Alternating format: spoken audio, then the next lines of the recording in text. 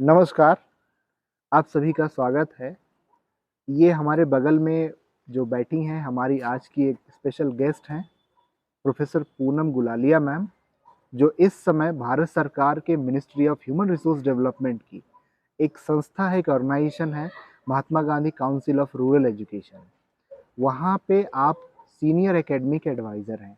इस समय आप काम कर रही हैं और भारत के कुछ ऐसे राज्यों में, जैसे हम बात करें कि छत्तीसगढ़, तो छत्तीसगढ़ में इस समय आप बस्तर की धरती पे, बस्तर की माटी में आप हम बैठे हुए हैं और मैम से आज हम समझने वाले हैं कि सोशल सेक्टर में, डेवलपमेंट सेक्टर में हमें किन बातों का ध्यान रखना चाहिए, कम्युनिटी क्या होती है, फील्ड वर्क क्या होता है, सोशल सेक्टर में MSW, BSW, rural technology, sociologist, इन सब की क्या रिक्वायरमेंट भविष्य में होगी, क्या नौकरियां होंगी, इन तमाम बातों पर हम चर्चा करेंगे। और इसके साथ ही बस्तर जो छत्तीसगढ़ का एक बहुत ही खूबसूरत जगह है, वहाँ के कुछ युवा भी हमारे साथ जुड़ेंगे, अपने कुछ प्रश्न लेंगे और फिर हम जो है चीज़ों को समझने की कोशिश करेंगे। तो सबसे पहले तो मैम आपका बहुत बहुत स्वागत है। शुक्रिया। जी, थैंक धन्यवाद। You ma'am. नमस्कार, आप सभी का स्वागत है। जैसा कि हम आपको अपने यूट्यूब चैनल के माध्यम से अलग-अलग सेक्टर्स में, अलग-अलग क्षेत्रों में जो स्पेशलिस्ट हैं, जो रिसोर्स पर्सन हैं, जो एक्सपर्ट्स हैं, उनसे आपको मिलवाते हैं। तो आज हम भारत के एक बहुत ही खूबसूरत राज्य छत्तीसगढ़ के, जो हमारी राजधानी है छत्तीसगढ़ की, रायपुर, उससे 300 किलोमीटर दक्षिण में, साउथ में हम हैं बस्तर में। बस्तर बहुत ही खूबसूरत प्राकृतिक संसाधनों से संपन्न हमारा जिला है। बस्तर में आज, जैसा कि आप अपने स्क्रीन पे देख रहे हैं, हमारे साथ प्रोफेसर पूनम मैडम जुड़ी हुई हैं, प्रोफेसर पूनम गुलालिया मैम जुड़ी हुई हैं, जिनका पिछले 35 सालों से सोशल सेक्टर में, डेवलपमेंट सेक्टर में, रूरल डेवलपमेंट में, फील्ड वर्क में, कम्युनिटी वर्क में बहुत ही सुंदर एक्सपीरियंस है, अनुभव है पूरे देश में काम करने का। मैडम के बारे में परिचय दूं तो बहुत सारी चीज़ें हैं, बट ब्रीफ में 2-3 पॉइंट बताना चाहता हूं आप सभी को कि मैडम इस समय हैदराबाद में भारत सरकार की ministry of human resource development की एक ऑर्गेनाइजेशन है, संस्था है, Mahatma Gandhi national council of rural education. वहाँ पे मैम सीनियर एकेडमिक कंसल्टेंट हैं। तो आज हम मैम से समझेंगे कि कम्युनिटी में जाते हैं और तमाम चीज़ों के बारे में, मैडम के अनुभव के बारे में। तो सबसे पहले तो मैम आपका स्वागत है। शुक्रिया जी। इसके साथ ही हमारे साथ छत्तीसगढ़ बस्तर के कुछ युवा हैं, जिनको आप अपने स्क्रीन पे देख रहे हैं। तो मैम से कुछ प्रश्न होंगे, कुछ जिज्ञासाएं होंगी। तो हमारे ये जो युवा सब जुड़े हुए हैं, ये भी मैडम से कुछ चीज़ें पूछ के, जान के, सीखने की, समझने की कोशिश करेंगे। तो मैडम सबसे पहले तो आपसे ये जानना चाहेंगे कि सोशल सेक्टर में या डेवलपमेंट सेक्टर में जो पिछले 35 सालों से आपका अनुभव है, उसकी शुरुआत कहाँ से होती है? आप किस तरह से इस सेक्टर में आई? क्योंकि आप Delhi school of social work से आपने पढ़ाई भी की और आप वहाँ पे पीएचडी भी की और आप वहाँ से जुड़ी रही। तो थोड़ा सा आपके जीवन के बारे में थोड़ा सा बताइए कि आप किस तरह से इस सेक्टर में आई। जी। सोशल सेक्टर में आने की प्रक्रिया, परिस्थितियाँ कुछ इस तरह से थी कि मैं स्कूलिंग स्टेज से ही +2 में भी, जब मैं दिल्ली के एक स्कूल में पढ़ती थी, तो मैं सोशली यूजफुल प्रोडक्टिव वर्क करके एक सेक्टर था जी। जिसमें मैं जुड़ी हुई थी। हमारे स्कूल में स्कूल टाइमिंग के बाद विद्यार्थी आते थे जो आसपास के गांव के थे, उनको हम पढ़ाने का बहुत छोटा सा एक प्रक्रिया में शामिल होते थे एज स्टूडेंट्स। और बहुत डांट भी पड़ती थी घर वालों से, क्योंकि उनको बिल्कुल पसंद नहीं था कि हम स्कूल टाइमिंग के बाद स्कूल की बस छोड़ के रुक रहे हैं, कभी सहेली के घर रुक रहे हैं, कभी पब्लिक ट्रांसपोर्ट से घर आ रहे हैं, लेट हो रहे हैं। लेकिन कुछ हम मुझे पसंद था और लगातार ये कार्यक्रम चलता रहा। एक छोटा सा स्कूल का ग्रुप था। मैं एक इंग्लिश मीडियम स्कूल में थी और वो गर्ल्स स्कूल था। जी तो भी वहां पर लीडरशिप ट्रेनिंग सर्विस करके एक छोटा सा क्लब बनाया था, LTS, जी जिसमें मैं शामिल थी जी। और भी मेरी सहेलियां थी, और हम बहुत कुछ सीनियर भी थे और बहुत उत्सुकता से हम वहाँ स्कूल के कंपाउंड में ही वो बच्चे आते थे और हम उनको रेगुलर बेसिस पे पढ़ाते थे और कार्यक्रम भी करते थे। तो वहां से शुरुआत हुई। उसके बाद क्योंकि कुछ ऐसी परिस्थितियां थी घर की कि वो नहीं पसंद करते थे कि हम कोएड स्कूल में जाएं उस दौर में। आज तो बहुत ही अजीब लगता है ये बोलना। ये कब की बात है मैडम? ये 1981 की बात है। तो 1981-84 में मैं गर्ल्स कॉलेज में मैंने एडमिशन लिया, लेडी श्रीराम कॉलेज। वहां भी कुछ मेरे क्लासमेट्स थे जो लकीली आज भी हमारे साथ जुड़े हुए हैं। अब तो व्हाट्सएप और फेसबुक का जमाना है, तो हम भी कोई कल्चरल एक्टिविटीज, स्पिकमके करके एक प्रोग्राम था, कल्चरल प्रोग्राम, उसमें जुड़ते थे। और यही इनफॉर्मल एजुकेशन एक्टिविटीज में शामिल होते थे। तो हॉस्टल में भी रही मैं लेडी श्रीराम कॉलेज में 2 साल जी। 3 सालों में इसका तो कार्यक्रम ही था। इस तरह से फाइनली जब अपना चयन करने का, करियर एडवांसमेंट का, करियर के बारे में सोचने का वक्त आया, तो मैंने मास्टर्स इन सोशल वर्क का चयन किया। वो भी thanks to one of my classmates जो वहां से फॉर्म ले आई Delhi school of social work से, क्योंकि तब ना ऑनलाइन का जमाना था ना ATM का। तो हमें माँ बाप, पेरेंट्स से परमिशन लेनी होती थी, उनका साइन लेना होता था फॉर्म पर। तो ये पिछले दौर का, पिछले जमानों की बात है आजकल के स्टूडेंट्स के लिए। बट वो बहुत दुखी होकर मेरी माँ ने उस पर साइन किया और वहां से सीरियसली सोशल सेक्टर में, प्रोफेशन में, प्रोफेशनल करियर में, social work as a profession में मेरी जर्नी शुरू हुई। जी। तो मैम, ये लेडी श्रीराम कॉलेज की जो आप बात कर रही हैं, हमारे इंडिया के जितने यूथ हैं आज भी उस कॉलेज में एडमिशन के लिए जो है वो चाहते हैं कि हमारा मनचाहा कॉलेज है, हमारा एडमिशन वहाँ हो जाए। और दिल्ली विश्वविद्यालय के अंतर्गत ये जो कॉलेज आता है, इनके कट ऑफ सभी अगर हम बात करें तो बराहवी में कितने % रहेंगे मैम तो एडमिशन वहाँ मिलता है? अब तो दौर बदल गया। जब मैं पढ़ती थी तब इतना हाई कट ऑफ परसेंटेज नहीं था जी। और मैंने बताना उचित रहेगा कि मैंने बीए ऑनर्स पॉलिटिकल साइंस में की, क्योंकि मुझे वही उतना ही परसेंटेज मिला था 12वीं में जो मैं वहां एडमिशन ले सकूं। क्योंकि मैं बहुत बदमाश किस्म की विद्यार्थी थी, पढ़ती थी, पढ़ने में रुचि थी, लेकिन मुझे साइंस नहीं करनी थी और साइंस ही मुझे दिलाया गया था +2 में जी। तो मेरे को फिजिक्स, केमिस्ट्री समझ नहीं आता था, तो मैं ज्यादा पढ़ाई नहीं करती थी। तो जो कट ऑफ परसेंटेज तब आया उसमें सिर्फ मुझे बीए पॉलिटिकल साइंस में एडमिशन मिला और मुझे कोई फर्क नहीं पड़ता था, क्योंकि मैं मस्ती में रहती थी कि डिग्री लेनी है और फिर तब तक सोच लिया था कि सोशल वर्क की करियर उचित रहेगा। जी जी। तो देखिए, आज के डेट में तो क्लास 12th में अगर आपके 99% या बहुत के तो 100 के एकदम करीब होता है, फिर भी कंपटीशन इतना रहता है, तो एडमिशन मिलना दिल्ली विश्वविद्यालय के कॉलेजेस में, चाहे मिरांडा हाउस हो, चाहे आपकी जो भी कॉलेजेस हैं, बहुत मुश्किल होता है। तो आपके ज़माने में जब हम बात करें 1980s का, 80 का जो दशक था, तब मैडम जनसंख्या भी उतनी नहीं थी जी। आज जितना हमारी जनसंख्या है 140 करोड़, 1.4 बिलियन। तो आज कंपटीशन तो बढ़ेगा ही, समस्याएं भी बढ़ेंगी, उनके समाधान भी निकाले जाएंगे। और 1980 के दशक में ये सोचना कि मुझे डॉक्टर नहीं बनना, मुझे इंजीनियर नहीं बनना, मुझे लॉयर नहीं बनना, क्योंकि उस जमाने में बहुत कम जो है करियर या प्रोफेशन हुआ करते थे। उस समय सोशल सेक्टर में या समाज कार्य में जाना, ये किस तरह से मतलब आया आपके मन में कि नहीं मुझे सोशल सेक्टर में ही, मतलब सोशल वर्क में ही जाना है? ये आप उचित कह रहे हैं कि ज्यादातर प्रोफेशंस डॉक्टरी, वकील, वकालत, इंजीनियरिंग ही थे। मेरी अपनी बहन, बड़ी बहन ने डॉक्टरी की, MBBS में एडमिशन लिया। मेरे दोनों छोटे भाइयों में से एक ने MBA किया दिल्ली यूनिवर्सिटी से, एक ने IIT इंजीनियरिंग की।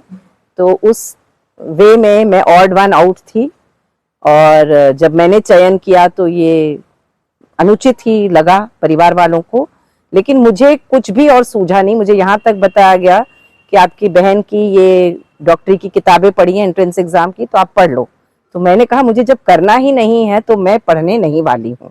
तो जैसे मैंने थोड़ी देर पहले कहा, मैं बहुत रिबेलियस, बदमाश नहीं, किस्म की बदमाश कहना ठीक नहीं होगा।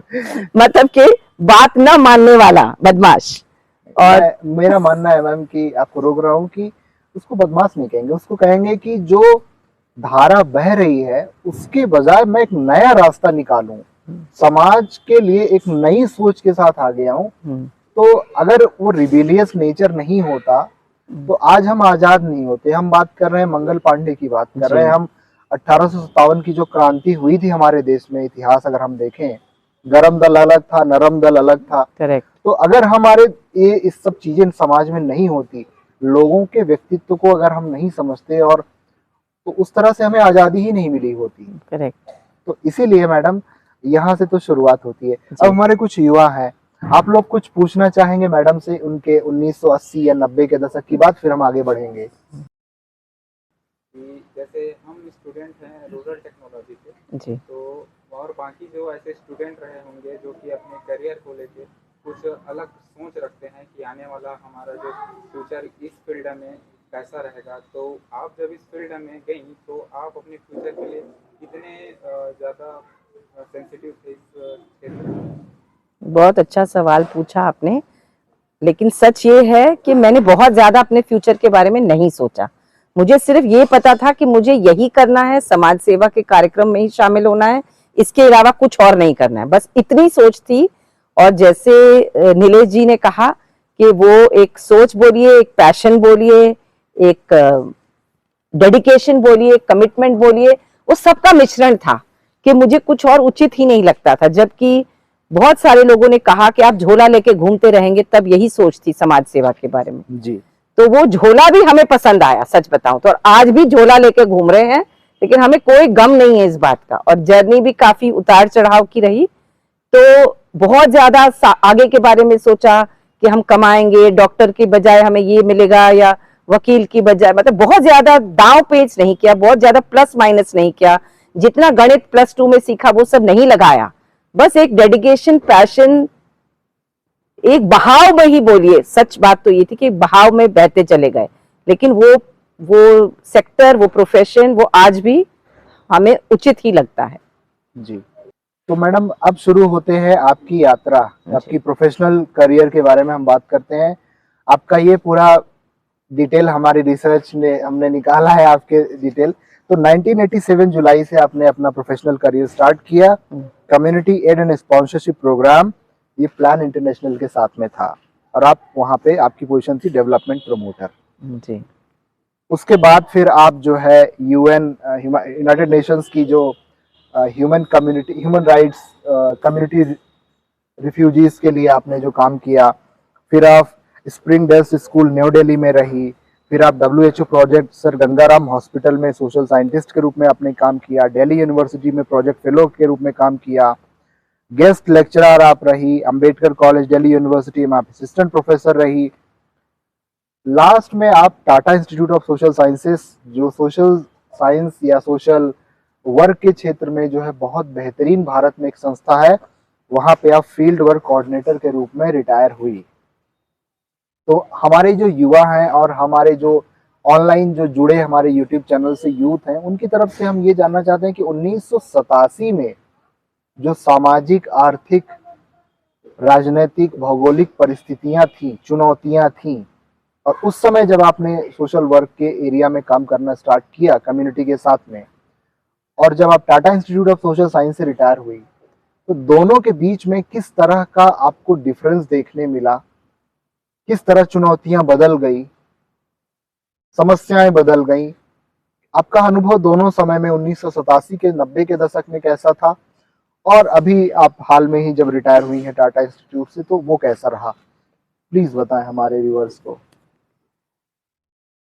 जब जॉब शुरू की, नौकरी शुरू की, जी। Soon after block field work placement, plan international का एक छोटा सा प्रोजेक्ट था, एक छोटे से स्लम पॉकेट में। अब तो स्लम कहना भी अनुचित, अर्बन सेटलमेंट बोलते हैं जी। पर कोई बात नहीं, ये शब्दावली में नहीं जाते हैं हम, क्योंकि उस वक्त स्लम्स बोलते थे, तो आज भी हमारे मुंह से सबसे पहले वैसा ही बिना किसी की भावनाओं को चोट पहुंचाते हुए वो शब्द निकलता है। एकेडमिक लिटरेचर में, किताबों में अभी भी ये पाया जाता है। तो गोविंदपुरी करके एक छोटा सा स्लम पॉकेट है, अर्बन सेटलमेंट है दिल्ली में, जहां हमने एक प्रोजेक्ट पे काम किया। हमारे साथ कुछ ग्रेजुएट्स भी थे। तब हमें सर्वे करना भी नहीं आता था कि सर्वे किसको कहते हैं, कैसे किया जाता है, बातचीत कैसे करनी है वहाँ के निवासियों के साथ, वो हमारे बारे में क्या सोचते हैं जी, हम उनकी तरफ किन भावनाओं के साथ, किन उद्देश्यों के साथ उनसे चर्चा करते हैं। तो बहुत कुछ उन लोगों से सीखा, जबकि हमें सिखाया जाता है कि हम डिग्री पाकर स्किल्ड हो जाएंगे, लेकिन स्किल्स एक्चुअली हमें जॉब करते करते भी आए बहुत सारे। जी, और वो दशक, जैसे आप खुद कह रहे हैं, समझ रहे हैं और हमारे स्टूडेंट्स भी समझ रहे हैं, उनके पेरेंट्स का दशक, वो लग रहा है किसी और जमाने की बात है। बहुत सारी चीजों में सिंप्लिसिटी थी, सादगी थी, इतना ज्यादा आने जाने के लिए परेशान होना पड़ता था। हमें अभी भी बस नंबर याद है जिसमें हम जब अगला जॉब की YWCA के साथ एक रीसेटलमेंट कॉलोनी में कौन सी बस में जाते थे, आते थे, बिना वॉशरूम के व्यवस्थाओं के हम फील्ड वर्क किया as a job, part of the job. तो इतना परेशान नहीं होते थे, जैसे चल रहा था वैसे हमें पता था कि हमारी चॉइस का कैरियर हमने चुना है, तो हम ढाल लेते थे अपने आप को, ढल जाते थे। आज जैसे जैसे जॉब्स बदली अलग अलग वजहों से, चाहे 2000 रुपए की बढ़ोतरी की वजह से या अलग प्रोजेक्ट मिला इसलिए वो प्रोजेक्ट खत्म हो गया तो दूसरी जॉब लेनी पड़ी, बहुत सारे बदलाव समाज में भी आए, बहुत सारे बदलाव हम में भी आए पर्सनली और प्रोफेशनली। जी, तो न चाहते हुए या चाहते हुए हम में चेंजेस आए। हमने अपने आप को सीखने सिखाने की प्रक्रिया जारी रखी, बहुत कुछ अनलर्न करना पड़ा, बहुत कुछ रीलर्न करना पड़ा, अपने स्टूडेंट्स से, अपने बच्चों से, नई जनरेशन से। मोबाइल, फेसबुक, व्हाट्सएप, ये सब हमारे, कंप्यूटर्स भी हमारे जमाने में बहुत बड़ी बात थी, तो वो सब चीजें सीखनी पड़ी। Digitalisation, use of technology, use of different kinds of skills.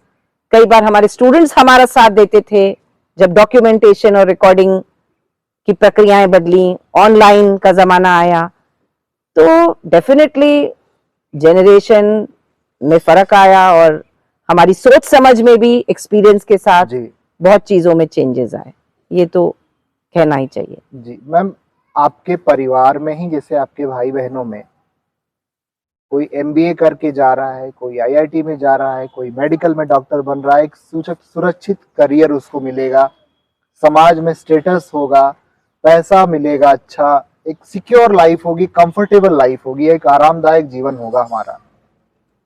तो जो हमारे बहुत सारे स्टूडेंट्स हैं, आज 2023 में हम ये वीडियो रिकॉर्ड कर रहे हैं, हमसे हजारों सवाल आए हैं पिछले 1 साल के 2 साल में कि मैडम हम सोशल वर्क की पढ़ाई तो कर रहे हैं, हम रूरल टेक्नोलॉजी की पढ़ाई तो कर रहे हैं, हम मैनेजमेंट की पढ़ाई तो कर रहे हैं, पर क्या हमें नौकरियां मिलेंगी? खासकर ये जो MSW या सोशल सेक्टर में जो काम करते हैं, सोशल सेक्टर की हम बात कर रहे हैं कि नौकरियां हैं कि नहीं है। तो आपको उस समय नहीं आया कि अभी तो ये 90 का दशक है और मुझे नौकरी मिलेगी कि नहीं? क्योंकि जब आज हमें इतनी अपॉर्चुनिटी होने के बावजूद डर लगता है, तो आपको उस समय नहीं लगा डर? सरप्राइजिंगली मुझे डर नहीं लगा। और आज के विद्यार्थी, आज के युवा, आज के स्टूडेंट्स ये सुन के हैरान होंगे कि जब हमें 2000 रुपए की नौकरी मिली 1987 में, तो वो बहुत थे हमारे लिए। कोई मान नहीं सकता, हम खुद नहीं मान सकते कि वो बहुत थे। आज 2000 रुपए 2 दिन में हम खर्च कर देते हैं, लेकिन वो उसमें भी बचत हो जाती थी। बहुत ही हैरानी की बात है। ये ठीक है, इन्फ्लेशन का दौर भी था, हमारी जरूरतें भी कम थी जी, और कुछ इस तरह का परिस्थितियां थी कि हमने अपनी एक्सपेक्टेशंस ही खुद ही कम रखी थी कि आना जाना है, 2 वक्त की रोटी खानी है, 4 जोड़ी कपड़े, सुनने में भी हैरानी होती है। जी, आज हमारी भी अपेक्षाएं बढ़ गई हैं, परिस्थितियां भी बदल गई हैं, हम खुद भी कॉम्प्लेक्स हो गए हैं, कॉम्प्लेक्सिटीज को हमने गले लगा लिया है जी। ये सब हमें धीरे धीरे सादगी में वापस जाने की आवश्यकता भी पड़ेगी। और ये भी कहना जरूरी है कि मैंने तो कभी इंडिविजुअली, पर्सनली कभी नहीं सोचा कि मेरे भाई या बहन या वकील या डॉक्टर कितना कमा रहे हैं और मैं कितना कमाऊंगी। उसको हम बेवकूफियां कहें, सादगी कहें, नाइविटी कहें, इग्नोरेंस कहें, बेवकूफी कहें, समझदारी कहें, अब ये परिभाषा सबने अपने लिए डिसाइड करनी है। लेकिन भगवान की दया से मुझे नौकरियां मिलती रहीं, जितना जरूरत था उतने तनख्वाहें मिली, तनख्वाहें बढ़ी भी। और जैसे आप खुद बता रहे हैं कि आखिरी पड़ाव में मैं Tata institute of social sciences जैसे जगह में भी जाके काम किया, which is a government based organisation, जहां सैलरी स्ट्रक्चर्स आपको पता है स्ट्रक्चर्ड है, टाइम पे तनख्वाहें दी जाती हैं, यूजीसी के अंतर्गत आता है। तो अगर हमारे लिए उस चरम सीमा पे जाकर हमने अपना प्रोफेशनल करियर खत्म किया तो एक बहुत बड़ी संतुष्टि भी प्राप्त हुई कि वहां जाके 250 student per year MA social work में एडमिशन लेके और डिग्रियां लेके वहां के माहौल का फायदा उठा के वहां के पढ़ाई और एक्सपोजर्स मिलके आगे बढ़ सकता है। तो हम, मुझे ऐसा लगता है कि हम जो योगदान दे सके वो हमने दे दिया। जी, तो ये तो बातें हो गई। अब आइए कुछ सवाल लेते हैं। अगर हमारे जो युवा इस समय कुछ पूछना चाहते हैं आप लोग, क्योंकि आप बस्तर से हैं, बस्तर हमारा एस्पिरेशनल या महत्वाकांक्षी जिलों में से आता है, नीति आयोग हम उसको एस्पिरेशनल डिस्ट्रिक्ट मानते हैं। तो कोई कुछ पूछना चाहेगा? हमारी मैडम आज बस्तर में है, इस समय आज छत्तीसगढ़ के दौरे पे आई हुई हैं, कोई कुछ पूछना चाहेगा मैडम से? फिर हम आगे बढ़ते हैं। मैम, मेरा सवाल ये है आपसे कि आपने अभी 2 दिनों में बस्तर को जितना भी देखा, तो आपको क्या लगता है बस्तर में कितना वर्क करने का भी जरूरत है जिससे इसकी स्थिति में सुधार हो सके? बस्तर में मैं 2 दिन से हूँ, लेकिन मैं 6-7 साल पहले भी छत्तीसगढ़ आई थी। हमारे कुछ एक्स स्टूडेंट्स को यहाँ जॉब मिली थी सुकमा में, और वो 1-2 स्टूडेंट्स यहीं के निवासी हैं, कबीर धाम के हैं, कोई दंतेवाड़ा के हैं। तो जाहिर सी बात है कि बस्तर भी मुझे तब आने का अवसर मिल सकता था, लेकिन नहीं मिला जी। तो मुझे जानकारी तो थी जगदलपुर की, बस्तर की, लेकिन इस बार जब ये स्किल बिल्डिंग का कार्यक्रम हुआ Mahatma Gandhi national council of rural education के अंतर्गत, तो जब हमने लिस्ट का चयन किया कि कौन से कॉलेजेस में हम जा सकते हैं, कहाँ आवश्यकता है, कहाँ हमें पहुंच पाएंगे, तो डेफिनेटली बस्तर लिस्ट में था। परसों तक ऑफ कोर्स ऐसा लग रहा था कि शायद ये लास्ट मिनट पे कैंसिल हो जाएगा, क्योंकि जो फ्लाइट रायपुर से आनी थी वो कैंसिल हुई, लेकिन लकीली हम 5 जने गाड़ी करके पहुंच पाए। तो बात सिर्फ 2 दिन की नहीं है, बात यहाँ की है कि सालों साल या जिंदगी भर हमने इस क्षेत्र के बारे में पढ़ा, समझा, जानने का प्रयास किया, विद्यार्थियों के थ्रू, रिटन मटेरियल के थ्रू, एकेडमिक्स के थ्रू। हमारे कुछ टाटा इंस्टीट्यूट के फैकल्टी भी यहाँ काम करती थी रिटायरमेंट के बाद। तो खुद हमारा एक्सपीरियंस डेफिनेटली 2 दिन का रहा, वो हम नजरअंदाज नहीं कर सकते। लेकिन कल जो दिन भर का कार्यक्रम रहा सोशल वर्क के स्टूडेंट्स के साथ, रूरल टेक्नोलॉजी के स्टूडेंट्स के साथ, फैकल्टी के साथ, आपके कॉलेज के अंतर्गत आपके वाइस चांसलर की उपस्थिति से, एचओडीज, मैनेजमेंट के, सोशल वर्क के, आपके रूरल टेक्नोलॉजी के, और जो आज हम विजिट करें, उन सब से समझ आया कि डेफिनेटली स्कोप तो है सब जगह काम करने का जी। लेकिन अगर हम बड़ी बड़े कॉलेजेस का नाम ले रहे हैं, Delhi school of social work, Jamia Millia या टाटा इंस्टीट्यूट, तो हमारा भी फर्ज है कि हम आप सबको एक दूसरे के साथ जोड़ें, आप सब एक दूसरे के साथ जुड़ें, चाहे आप सोशल सेक्टर के हैं, चाहे आप सोशल वर्क में हैं, और चाहे रूरल टेक्नोलॉजी में हैं। व्हाट्सएप का जमाना है, इंटरनेट का जमाना है, गूगल का जमाना है, तो आप या हम अपने आप को सीमित ना रखें ज्योग्राफिकल बाउंड्रीज में कि हम बस्तर में पले बड़े, हमारे पिताजी घर वाले यहाँ के निवासी रहे, हमें और एक्सपोजर मिलने में बहुत वक्त लगेगा। अरे नहीं, एक्सचेंज प्रोग्राम कर सकते हैं हम, 100 तरह की और तरीके निकाल सकते हैं। वीडियो तो एक माध्यम है ही, लेकिन मेरी इच्छा ये रहेगी जो भी समय और जितना भी हम व्यवस्था कर सके कि आपको टाटा इंस्टीट्यूट के student, Delhi school of social work के स्टूडेंट्स, उनके एलुमनाई ग्रुप, आपका एक्स स्टूडेंट्स, आप एक दूसरे के साथ जुड़ने, मिलने, उठने बैठने के प्रोग्राम कीजिए, कोशिश कीजिए, सीमित मत रखिए अपने आप को जी। ये मेरा सुझाव है। देखिए, आप लोग जो लोग ऑनलाइन इस वीडियो को इस समय देख रहे हैं, आपको बता दें कि मैम ये जो Mahatma Gandhi national council of rural education Hyderabad में संस्था है, वहाँ काम करते हुए छत्तीसगढ़ के जो है दौरे पे हैं इस समय, और छत्तीसगढ़ के दुर्ग, राजनांदगांव, बस्तर में कुछ कॉलेजेस और यूनिवर्सिटीज़ में जा कर के स्किल डेवलपमेंट, स्पेशली जो सोशल सेक्टर में काम करते हैं सोशल वर्कर्स, उनको किन किन तरह की स्किल चाहिए होती है उसकी वर्कशॉप या कार्यशाला मैम कर रही हैं। दूसरा चीज़, अब मैम आते हैं स्पेसिफिकली कि कम्युनिटी या फील्ड वर्क में आप ट्रेनिंग दे रही हैं और आपका 35 सालों का अनुभव है। सबसे पहले बेसिक समझना चाहेंगे कि कम्युनिटी क्या होती है, अगर आप ब्रीफ में थोड़ा सा बता सकें प्लीज।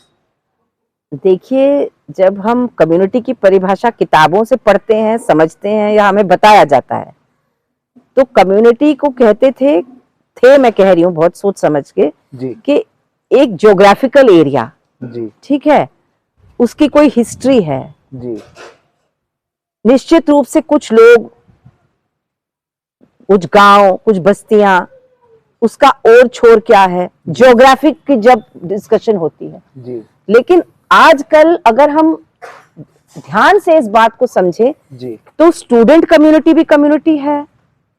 अगर हम दूसरे सेक्टर के साथ भी काम कर रहे हैं, कम्युनिटी ऑफ स्टूडेंट्स बोल रहे हैं, कम्युनिटी ऑफ विलेजर्स बोल रहे हैं, सिर्फ ज्योग्राफिकल एरिया से, ऑनलाइन के जमाने में, पैंडेमिक में तो कम्युनिटीज बदल गई, जी ऑनलाइन कम्युनिटीज आ गई, वर्चुअल कम्युनिटीज आ गई, जी तो कम्युनिटी की परिभाषा बदल गई, बदल रही है, ब्रॉडन हो गई, तो हमें भी अपनी परिभाषा को उसी हिसाब से बदलना पड़ेगा। जी ये बहुत ही सिंपल वे में मेरी जो समझ आई है। Community of students, community of people, community of sectors भी हैं। अब जैसे रूरल टेक्नोलॉजी के विद्यार्थी, एंथ्रोपोलॉजी के विद्यार्थी भी सोशल वर्क और सोशियोलॉजी के विद्यार्थियों के साथ मिलकर हमारे स्किल ट्रेनिंग प्रोग्राम का उपलाभ उठा रहे हैं, तो ये इसलिए संभव हुआ क्योंकि हमने अपनी परिभाषा बदलने का प्रयास किया। जी। तो ये तो हो गई कम्युनिटी के बारे में। अब जो आपको क्या लगता है मैम कि एक जो सोशल सेक्टर में या डेवलपमेंट सेक्टर की मैं बात कर रहा हूँ, किसी एक पर्टिकुलर एमएसडब्ल्यू या आरटी या मैनेजमेंट या इसमें नहीं जाना चाह रहा हूँ, डेवलपमेंट सेक्टर या रूरल सेक्टर में, डेवलपमेंट में जब हम काम करते हैं तो हमें कुछ स्किल्स की ज़रूरत पड़ती है, हमें कुछ स्पेशलाइज्ड नॉलेज या कुछ एक पर्टिकुलर ज़रूरत पड़ती है, जिसकी ट्रेनिंग आप पूरे देश में घूम घूम के, खासकर अभी छत्तीसगढ़ में आप आके लोगों को ट्रेन कर रही हैं। तो वो कौन कौन से स्किल्स हैं जो डेवलपमेंट सेक्टर में जो लोग काम करना चाहते हैं या एमएसडब्ल्यू या रूरल टेक्नोलॉजी करके जा रहे हैं, तो उनको जो है ध्यान में रखना चाहिए, उनमें उनको थोड़ा पहले से ही ट्रेनिंग लेनी चाहिए, चाहे वो इंटर्नशिप के जरिए हो, चाहे किसी संस्था में किसी के साथ जुड़ के हो, या कहीं ट्रेनिंग दी जा रही हो, तो हमें किस तरह से किन स्किल्स पे ध्यान देना चाहिए बेसिकली? ज्यादातर तो 3 मोटे मोटे स्किल्स सेट्स हैं जी, जो हम पढ़ाने, सिखाने, खुद में टेस्ट करते हैं कि हम स्किलफुल हुए कि नहीं सोशल सेक्टर में या डेवलपमेंट सेक्टर में काम करने के लिए। कई बार इनमें से कुछ स्किल्स को नजरअंदाज कर दिया जाता है जी, या ये भी कहा जाता है कि ये तो स्वाभाविक रूप से आ जाएंगे, जी, लेकिन हम जिन चीजों पर गौर करने का प्रयास कर रहे हैं या सिखाने सीखने का प्रयास कर रहे हैं, क्योंकि टीचिंग लर्निंग भी एक प्रोसेस है जी, ना, बाइनरी है, बाइनरीज में नहीं डिवाइड कर सकते उनको, स्टूडेंट्स से भी हम सीखते हैं, स्टूडेंट्स हमसे भी सीखते हैं।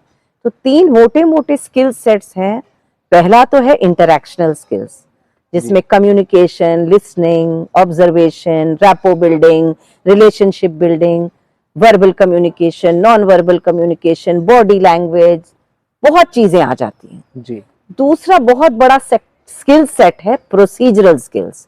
जी, प्रोसीजरल स्किल्स में फैक्ट फाइंडिंग, एनालिसिस, असेसमेंट, ठीक है, डेटा कलेक्शन, जी, सर्वे, प्रोसेस के अंतर्गत जो जो हम स्किल्स की आवश्यकता पड़ती है किसी भी प्रोसेस के लिए, उसको प्रोसीजरल स्किल्स के अंतर्गत माना जाता है। जी, और तीसरा बहुत बड़ा स्किल सेट है कॉग्निटिव स्किल्स, थिंकिंग, कॉग्निशन का मतलब जो थिंकिंग, सोच समझ के, उसमें भी analysis, diagnosis, reflection, reflective skills, जी, ठीक है, ये बहुत बड़ा स्किल सेट्स है। जी, तो ज्यादातर ये 3 मोटे मोटे स्किल सेट्स हैं जिनमें हम एक्टिविटीज, एक्सरसाइजेस, प्रोग्राम के थ्रू उम्मीद करते हैं कि हम स्किल्स सिखा पाएं और सीख पाएं।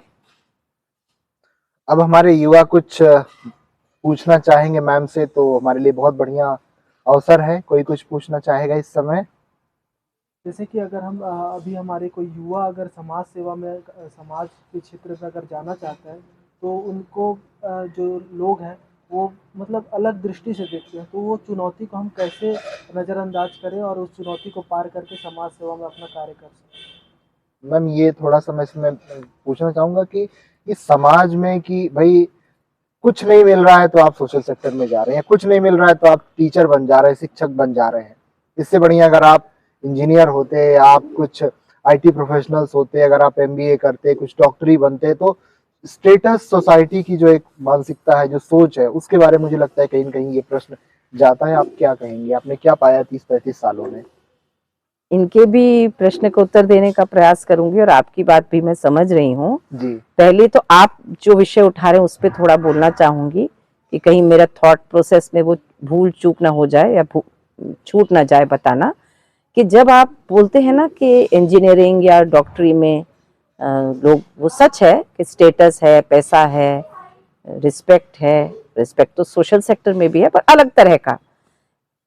मेरे तजुर्बे में ये भी मैंने पाया, आर्किटेक्ट्स और इंजीनियर्स और डिज़ाइन स्टूडेंट्स में बहुत रिसेंटली कई इंस्टीट्यूशंस में, बहुत एस्टैब्लिश्ड इंस्टीट्यूशंस में, वो आर्किटेक्ट और इंजीनियर्स और डॉक्टर्स को भी सोशल सेंसिटाइजेशन पे ट्रेनिंग दे रहे हैं। जी उनके मॉड्यूल बनाए गए हैं करिकुलम के अंतर्गत जी कि उनको भी सोशली सेंसिटिव होना है कि समाज में अगर कार्य करना है तो जी। सिर्फ आपको as an architect or as an engineer, as a designer, सिर्फ मिडिल क्लास या अपर मिडिल क्लास के लिए आपने नहीं, लेकिन कोई विकलांग है, दिव्यांग है, या स्पेशल चिल्ड्रन है, या डिजेबिलिटी रिलेटेड संस्थाएं हैं, जी। या ओल्ड एज होम है, तो वहां अगर आपके रैंप या इंजीनियरिंग या आर्किटेक्चर की आवश्यकता पड़ेगी, तो अगर आप सेंसिटिव नहीं होंगे तो उनके लिए आप डिजाइन नहीं कर पाएंगे। जी तो ये, इसलिए मैं अपने सेक्टर को ओवर द इयर्स और ज्यादा गर्व महसूस करती हूँ कि हम इस सोशल सेक्टर में। रही इनकी बात, जो इन्होंने पूछा कि हम समाज में जाते हैं या समाज में हमें उस तरह का रिस्पांस नहीं मिलता है, अगर मैंने उचित समझा इनका प्रश्न, जिस तरह से हम अपेक्षा करते हैं, तो पहली बात तो हमें यह समझनी है कि हम भी समाज का हिस्सा हैं।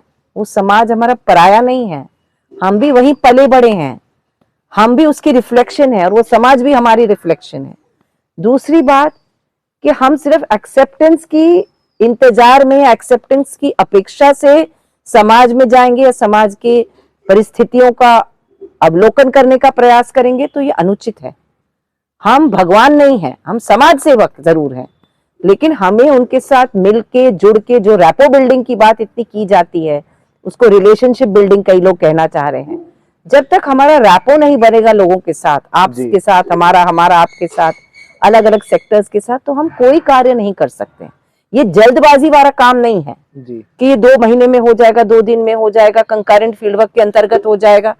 सालों साल लग जाते हैं कई बार रैपो बनाने में। कई बार हम कार्य करके वो क्षेत्र छोड़ देते हैं। जैसे मेरा अनुभव अगर मैं छोटा सा शेयर कर सकूं, कि मैं दिल्ली के एक छोटे से दसघरा गांव में काम करती थी अपने स्प्रिंगडेल स्कूल के आउटरीच प्रोग्राम के अंतर्गत। कई साल तक हमने वहां वोकेशनल ट्रेनिंग, एडल्ट एजुकेशन, बहुत सारे कार्यक्रम का आयोजन किया, हेल्थ कैंप्स, आई कैंप्स, और हेल्पेज इंडिया एक संस्था है, उसके कोलैबोरेशन में अडॉप्ट अ ग्रैंड प्रोजेक्ट भी चलाया, जहां +2 के स्टूडेंट्स भी स्कूल आवर्स के बाद आके अपना टाइम बुजुर्गों के साथ देते थे। जी उसके बहुत साल के बाद पता चला कि जब हमने वहां का कार्यक्रम कंप्लीट कर दिया, छोड़ के दूसरे शहर चढ़े गए, तो जब लौट के आए तो वहां की कम्युनिटी लीडर ने हमें आमंत्रित किया कि आप बंबई चले गए हैं, अब कभी तो आके मिलिए हमें। तो हम गए 1-2 बार मिलने, जब दिल्ली लौट के आए तो जो हमें रिस्पांस मिला बुजुर्गों से, लोगों से, युवाओं से, महिलाओं से, तो मैं खुद हैरान हो गई। जी तो कब इम्पैक्ट होता है, जी कब होगा, वो निश्चित नहीं है। जी ये मैं कहना चाह रही हूँ आपको। तो हम जल्दबाजी नहीं कर सकते कि कब फटाफट हमें रिजल्ट आएगा। अच्छा मैम, एक फील्ड वर्क से ही आपने किया, बात रखी। फील्ड वर्क क्या होता है और फील्ड वर्क का महत्व क्या होता है? हम कोई भी पढ़ाई कर रहे हो, चाहे एमएसडब्ल्यू पढ़ाई कर रहे हो, चाहे बीएसडब्ल्यू कर रहे हो, रूरल टेक्नोलॉजी एमएससी कर रहे हो, मैनेजमेंट की पढ़ाई कर रहे हो, क्योंकि उसमें भी इंटर्नशिप का प्रोग्राम होता है। सोशल सेक्टर में फील्ड वर्क होती क्या है, फील्ड वर्क में आप करते क्या है और इसका महत्व क्या है? इस पे थोड़ा सा ब्रीफ में अगर आप बताना चाहें प्लीज मैम। फील्ड की परिभाषा भी कम्युनिटी की परिभाषा की तरह बदलती आई है, जी बदल रही है। हम स्वीकार करें ना करें, फील्ड ये भी है जहां हम बैठे हैं, फील्ड वो भी थी जहां हमने शुरुआत की सोशल सेक्टर की या इंटर्नशिप की या ब्लॉक फील्ड वर्क की या रूरल कैंप की या स्टडी टूर की। जब निश्चित संस्थाओं में स्टूडेंट्स चाहे हफ्ते में 2 दिन या इंटर्नशिप में लगातार 10 दिन या ब्लॉक फील्ड वर्क में लगातार 4 हफ्ते जाते हैं, जो संस्थाएं हैं, गवर्नमेंट ऑर्गेनाइजेशंस हैं, गवर्नमेंट डिपार्टमेंट्स हैं या एनजीओज हैं या सोशल मूवमेंट्स हैं या सोशल एक्टिविस्ट्स हैं जो फील्ड में काम कर रहे हैं, जी वो समाज की परिस्थितियों को, मैं प्रॉब्लम्स जानबूझ के नहीं बोलना चाह रही, प्रॉब्लम्स भी एक प्रॉब्लमेटिक वर्ड है, जी समाज की परिस्थितियां, समाज के जो कंसर्न्स हमें हैं, समाज की जो परेशानियां हमें लगती हैं जी उनके बारे में सोच समझ के जो काम करती हैं संस्थाएं, उनके साथ मिलके जो स्टूडेंट्स एक्सपोजर मिलता है जी उनको रोल मॉडल बना के संस्थाओं के कार्यकर्ताओं को, जी उनको जैसे हम शैडोइंग कहते हैं कि हम शैडो करते हैं, उनके पीछे पीछे चलते हैं, गांव गांव जाते हैं, जी घर घर जाते हैं, बस्ती बस्ती घूमते हैं या सामूहिक रूप से कार्यक्रम में शामिल होते हैं। जी तो बहुत सारे परिस्थितियों के दौरान हम फील्ड वर्क सीख पाते हैं और वो हमारे सोशल वर्क करिकुलम का, सोशल सेक्टर का, डेवलपमेंट सेक्टर का, मैनेजमेंट का, एंथ्रोपोलॉजी का करिकुलम का इनहेरेंट पार्ट है। वो हमारा बैकबोन है सोशल सेक्टर का। उसके बिना हम वो सोशल वर्क या कोई भी एकेडमिक करिकुलम इनकम्प्लीट है। जी मतलब कहने का ये हुआ कि अगर आप कोई भी सब्जेक्ट पढ़ रहे हैं, उसका प्रैक्टिकल एप्लीकेशन क्या हो रहा है फील्ड में, जी, सोसाइटी में चेंजेस क्या हो रहे हैं, उसके फैक्टर्स क्या क्या हैं, क्यों परिवर्तन आ रहा है समाज में, सोसाइटी में, व्यवसाय करने का तरीका क्यों बदल रहा है, कंपनियां प्रोडक्ट्स या सामान या जो वस्तुएं हैं उसमें किस तरह की परिवर्तन करके आपके जीवन में गुणवत्ता ला रही हैं, क्वालिटी ऑफ लाइफ आपकी इंप्रूव हो रही है। आज की डेट में हम देखेंगे कि गांव में भी एक सिक्योरिटी गार्ड से लेके सब्जी बेचने वाले से लेके दूध वाले तक सभी के पास में मोबाइल फोन है, चाहे उसको अंग्रेजी आती हो या ना आती हो, पर फेसबुक चलाते हुए, यूट्यूब पे वीडियो देखते हुए, व्हाट्सएप चलाते हुए आपको पूरे देश में मिल जाएंगे। तो ये तकनीकी का, टेक्नोलॉजी का और समाज में होते हुए परिवर्तन का प्रभाव देखेंगे कि समाज में जो है चेंज इस तरह से होते आ रहा है। तो मैम से आज समझते हैं कि डेवलपमेंट सेक्टर में या सोशल सेक्टर में काम करने के लिए स्किल्स तो ज़रूरत होती है, बट क्वालिटीज़ क्या क्या चाहिए होती हैं एक सोशल वर्कर में या डेवलपमेंट सेक्टर में काम करने वाले लोगों की? क्वालिटीज़ पे मैम फोकस करना चाहेंगे कि क्या हम देखते हैं, प्लीज़ मैम।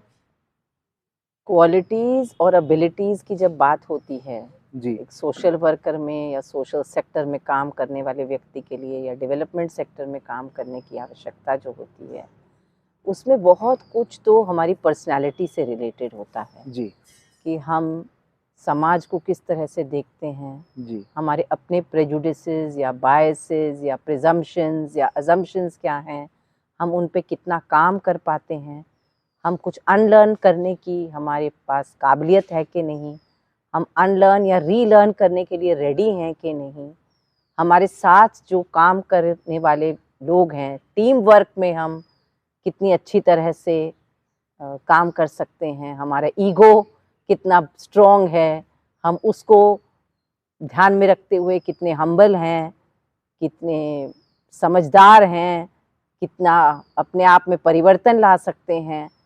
कॉन्टेक्स्ट बदलते रहते हैं, जैसे कई स्टूडेंट्स हमारे, हम कितना भी चाहें जो रूरल क्षेत्र के हैं, ट्राइबल क्षेत्र के हैं, शहरी क्षेत्र के हैं, उनका उठने बैठने, हाव भाव, तौर तरीके, समझ में फ़र्क है। अगर डाइवर्स ग्रुप है तो हम उनके साथ कैसे काम करते हैं। एनजीओ सेक्टर भी बदल गया है over the years. Government departments के साथ अगर काम करना है तो हमने किस तरह के स्किल सेट्स या एबिलिटीज़ अपने आप में नर्चर करने हैं। तो बहुत सारी क्वालिटीज़ और एबिलिटीज़ हमें टेस्ट करनी पड़ती हैं, हमने अपने आप में लानी पड़ती हैं, हमें उन पे काम करना होता है। और सबसे बड़ी बात ये है कि हम बदलते दौर को स्वीकार कर पाएँ, जी, है ना। टेक्नोलॉजी हो, ऑनलाइन हो, स्टूडेंट हमसे कई बार ज़्यादा जानता है, वो जी, 1 मिनट में गूगल करके इंटरनेट से बहुत कुछ डाउनलोड करके हमें बता सकता है। जी, तो हम घिसे-पिटे तरीके नहीं अपना सकते, हमने अपने आप को मोल्ड करने का प्रयास करना है। स्टूडेंट के लिए एक रोल मॉडल बनना है, तो जी। काफ़ी कुछ चीज़ों का हमें ध्यान रखना पड़ेगा, अगर हम सच में सोशल सेक्टर में अच्छी तरह से काम करना चाहते हैं। मैम, दिल्ली में आप रही, बम्बई में भी आपने काम किया, पढ़ाई की आप दिल्ली में। अभी आप छत्तीसगढ़ के दौरे पे हैं, विज़िट पे हैं, टूर पे हैं और छत्तीसगढ़ की कुछ यूनिवर्सिटीज़ में आप जाके स्टूडेंट्स को ट्रेनिंग दे रही हैं, स्पेशली सोशल वर्क के स्टूडेंट्स को। तो दिल्ली में जब एक स्टूडेंट पढ़ाई करते हैं और छत्तीसगढ़ जैसे एस्पिरेशनल स्टेट मैं कहता हूँ, नीति आयोग तो डिस्ट्रिक्ट्स कहती है, मैं खुद एस्पिरेशनल स्टेट्स में बिलीव करता हूँ। तो अंतर क्या दिखता है स्टूडेंट्स में? आप क्या डिफरेंसेस देखती हैं? और यहाँ के स्टूडेंट्स जो हमारे इस तरह के स्टेट्स हैं जैसे छत्तीसगढ़, मध्य प्रदेश, बिहार, उड़ीसा, झारखंड, तेलंगाना, इस तरह के जो स्टेट्स हैं उनमें स्टूडेंट्स को क्या करना चाहिए? देखिए, कई मामलों में स्टूडेंट है, जी। इसलिए ये भेदभाव करना थोड़ा कठिन नहीं, है। अंतर क्या देखती हैं लेकिन मैम, फिर भी डिफरेंसेस? हाँ, जी, डेफिनेटली फिर भी शहरी इलाकों में जो स्टूडेंट्स पढ़ते हैं, बड़े कॉलेजेस में, मेट्रोज़ में जो स्टूडेंट पढ़ते हैं, उनको काफ़ी स्टूडेंट्स को उनमें से एक्सपोज़र मिला, जी, अलग तरह का होता है। उनका उठने-बैठने, उनका अ, तौर-तरीके, उनके बैकग्राउंड्स, उनकी फैमिली हिस्ट्रीज़, उनकी सोशलाइज़ेशन भी जी, बहुत समाजीकरण। जी, बहुत फ़र्क होती है। जब हम इन क्षेत्रों की छत्तीसगढ़ हो, मध्य प्रदेश हो, बिहार में भी मैंने खुद भी पढ़ाई की है, जी, तो मैं समझ सकती हूँ कि आप किस हिसाब से वो प्रश्न पूछ रहे हैं। एक बहुत अच्छी बात है विद्यार्थियों की, स्टूडेंट्स की सादगी, तो वो रिसेप्टिव हैं, जी, वो ज़्यादा रिसेप्टिव हैं अगर मैं कह सकूँ। जी, वो they are willing to learn, they are willing to spend extra time. वो हर वक़्त घड़ी नहीं देख रहे होते कि सोमवार से शुक्रवार 9 से 5 या 9 से 2 ही। वो अपना घर का टाइम टेबल एडजस्ट करके, घर का काम करके, घरवालों के साथ जो उठना-बैठना, जी, जो आवश्यकताएँ हैं, घरेलू आवश्यकताएँ हैं, जी, वो पूरी करके पढ़ाई और सोशल सेक्टर में काम करने के लिए आतुर हैं। तो ये सामंजस्य बनाना, ये बैलेंस बनाए रखना, ये पर्सनल और प्रोफ़ेशनल की आवश्यकताओं को समझना, ये मैं समझती हूँ बहुत बड़ी क्वालिटी है। तो इसको ध्यान में रखते हुए ये कहना आवश्यक है कि एक्सपोज़र ज़्यादा मिलना चाहिए हमारे क्षेत्रों के, इन्हीं क्षेत्रों के स्टूडेंट्स को। और ये हमारा फ़र्ज़ है अगर हम मेट्रोज़ में हैं कि हम ग्रामीण इलाकों के या छत्तीसगढ़ हो या मध्य प्रदेश हो या बिहार हो, इन क्षेत्रों के विद्यार्थियों के साथ जुड़ने का खुद प्रयास करें। हम इनिशिएटिव लें as students in the metros कि how do we reach out, how do we enable each other. जो पेयर लर्निंग की बात हम करते हैं, वो अगर जी, हमें सच में क्रियान्वित करनी है, तो हमें उसको ये हमारा फ़र्ज़ है कि हम उसको किस तरह से जी। करें। मैम, एक लास्ट क्वेश्चन आपसे जानना चाहेंगे कि सोशल वर्क के स्टूडेंट्स कहते हैं मैम मुझे एमएसडब्ल्यू कर लिया हूँ, नौकरी मिलेगी कि नहीं मिलेगी? क्या मैं जाऊँ कि नहीं जाऊँ? तो आप इस बारे में क्या कहेंगी?